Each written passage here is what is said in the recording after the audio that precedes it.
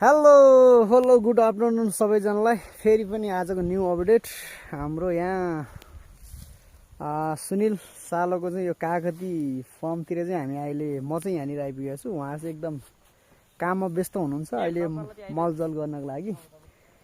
मलजल चाहिँ कुन तरिकाले गरेको छ भन्दाखेरि तपाईँहरूलाई म देखाउन गइरहेको छु। हाम्रो यो लगौडा डाँडा भन्छ पुरानो मेमेहरूको, बाख्खुर पनि भन्दो रहेछ।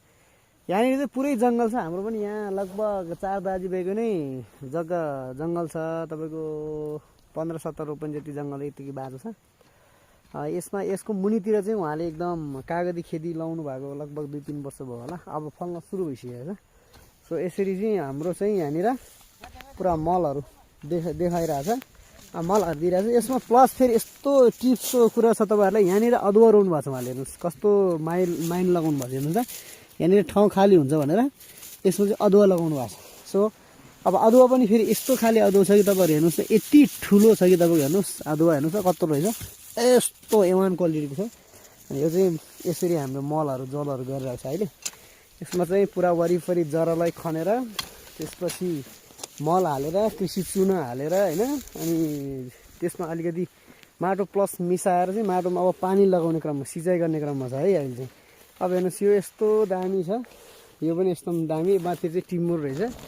यहाँनिर चाहिँ कागती हेर्नुहोस्, कागती बोर्ड यति ठुलो छ कि लगभग तपाईँहरू हेर्न सक्नुहुन्छ। म जतिकै आएको छ हेर्नु ल, म जतिकै आएको, मभन्दा नि अझै अग्लो रहेछ। हेर्नुहोस् यत्तिको अग्लो भएको छ अहिले। पहिला सानो एउटा थियो, अनि यहाँनिर नि यो एउटा रुख भयो।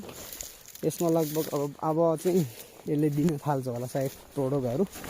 यहाँनिर पनि यसरी खनेर अब यहाँ कृषि चुन हालेर त्यसपछि यसमा मल हालेर फेरि पानी लगाइसकेपछि एकदम फ्रेस कन्डिसनमा आउँछ यो। अनि अर्को सालको चाहिँ एकदम रि हुन्छ, अर्को सालको लागि चाहिँ दामी हुन्छ अनि स्ट्रङ हुन्छन्। यहाँनिर सानो छ, कोही ठुलो छ। पुरै कुरो घाडी जङ्गलै जङ्गल छ। तर यो जङ्गललाई पनि सदुपयोग गरेर अहिले कागती चाहिँ रोप्नु भएको छ उहाँले। यो चाहिँ लगभग अब कागती रोपेर 1-2 साल जति भयो, अब प्रोडक्ट निकाल्ने बेला भइसकेको छ। यो माथि चाहिँ हाम्रै बाबुकै सम्पत्ति भनौँ, बाबुबाजेकै सम्पत्ति। यो चाहिँ माथि यति जङ्गल छ हाम्रो चाहिँ, केही पनि सदुपयोग भएको छैन। अब यो चाहिँ हाम्रो दाजुभाइहरू अब को कमजोरी या आफ्नै कमजोरी भनौँ, के भनौँ। अब यहाँ चाहिँ केही गर्नै सकेको छैन क्या, बाख्रा चलाउनु मेरो अलिअलि फर्ममा भएको। उहाँहरू चाहिँ यो खालको अवस्थामा छ। अनि तपाईँहरूकोतिर के कस्तो छ हामीलाई पनि अब केही कमेन्ट गर्नुहोस्, कस्तो छ तपाईँहरूकोतिर। हाम्रो यति लामो भइसकेको छ, एकदम ठुलो छ है। यो सुना चाहिँ यसरी हालेको छ, सुना हाल्ने अनि त्यसपछि मल हालेर अनि पानी लगाउने। यो यिनीहरू चाहिँ दामी। यो पनि